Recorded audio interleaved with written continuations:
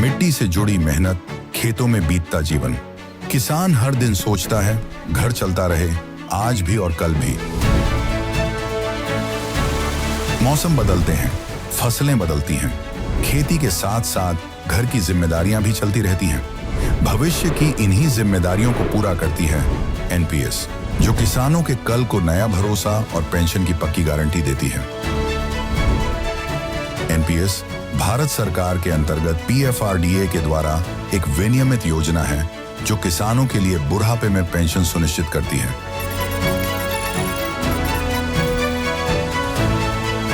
NPS खाता खोलने के लिए अपने नजदीकी सीएससी से संपर्क करें या 1800-1107-08 पर कॉल करें। पेंशन की पक्की गारंटी के लिए एनपीएस जरूरी है। मैंने तो बोला था मैं वापस आऊंगा और नरेंद्र मोदी जी के विकास का गीत गाऊंगा। कुछ लोग बोल रहे थे अठौली जी गया, कुछ लोग बोल रहे थे अठौली जी गया, लेकिन मोदी जी के आशीर्वाद से मैं फिर आया। तो अध्यक्ष महोदय, आज का दिन हमारे लिए खुशी का भी दिन है, लेकिन हमें दुख इस बात का भी है कि कुछ साथी हमें छोड़कर जा रहे हैं। तो जो मेंबर हो रहे रिटायर, वो आज भी नहीं है टायर। मैं तो हूं शायर, मैं जल्दी नहीं हो जाऊंगा रिटायर। माननीय प्रधानमंत्री जी ने मुझे बोला कि अटौली जी होते हैं सदाबहार।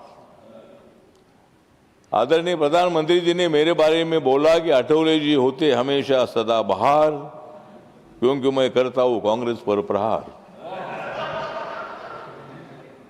मैंने छोड़ दिया है नॉनवेज आहार, मैंने छोड़ दिया है नॉनवेज आहार, इसलिए मैं करता हूं बहुत अच्छा प्रहार।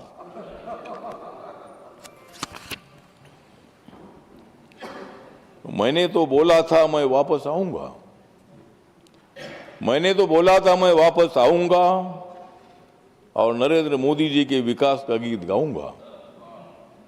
मैं गांव गांव में जाऊंगा, मैं गांव गांव में जाऊंगा और फिर चौथी बार मैं इसी सभागृह में आऊंगा। कुछ लोग बोल रहे थे अठौली जी गया,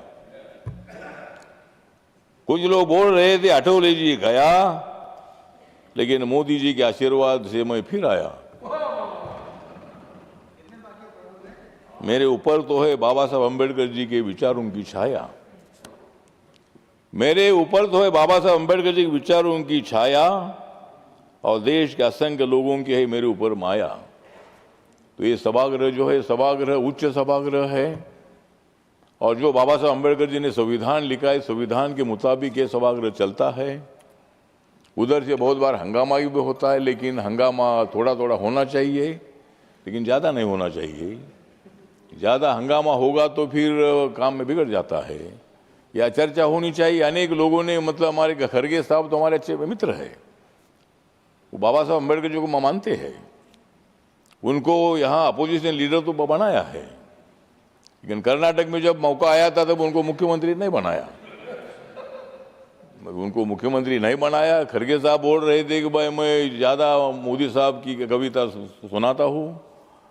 मोदी साहब की कविता इसलिए सुनाता हूँ कि मोदी साहब जी बहुत ही नेक आदमी है, बहुत ही स्ट्रांग आदमी है, वो देश के विकास के लिए काम करते हैं।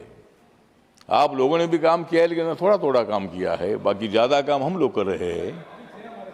आपने भी काम को कुछ नहीं किया, ऐसा नहीं है। कांग्रेस पार्टी ने काम किया है, लेकिन आज कांग्रेस के दिन खत्म हो चुके हैं, आज दिन हमारे आ गए हैं, इंडिया के दिन आ गए हैं। तो ठीक बात है, मैं कोई राजनीति नहीं बोलता हूँ, लेकिन जो मेंबर, हमारे अनेक मेंबर ने यहाँ बहुत अच्छी अच्छी बातें रखी है। उन्होंने अपने क्षेत्र की, अपने राज्य की समस्या अपने सामने रखी है, और आज कुछ लोग रिटायर होकर जा रहे हैं, कुछ लोग यहाँ रिटायर दोबारा आ रहे हैं। जिस पार्टी के राज्य में ताकत है, उनके एमएलए वो लोग इधर आ रहे हैं, जिनके एमएलए नहीं वो जा रहे हैं। तो इसी तरह मतलब अच्छी बात है कि मुझे मौका मिला है, मुझे तीसरी बार राज्यसभा में आने का मौका मिला है, मैं 3 बार लोकसभा में भी था। हमारे के किरण रिजिजू जी हमारे साथ हमेशा रहे हैं। जयशंकर साहब तो अधिकारी थे, लेकिन आज उनको मंत्री बनने का मौका मिला है। और मुझे भी आपके टाइम पर मुझे मंत्री नहीं बनाया, आपके टाइम पर मुझे मंत्री नहीं बनाया, इसीलिए मैं इधर आ गया। तो इसीलिए ठीक बात है। तो इसलिए आज मेरी जो रिपब्लिकन पार्टी ऑफ इंडिया है, रिपब्लिकन पार्टी ऑफ इंडिया की तरफ से जिन मेंबरों ने यहाँ देश की बात यहाँ बताई है, समस्या बताई, गरीब है, झुग्गी झोपड़ी के लोग है, व्यापारी है, डेवलपमेंट के विषय है, अनेक विषयों पर उन्होंने अपनी भूमिका रखी है। इसलिए मैं उनका धन्यवाद करता हूँ। और जो यहाँ दोबारा रिटर्न आए हैं वो हमारे साथ रहेंगे।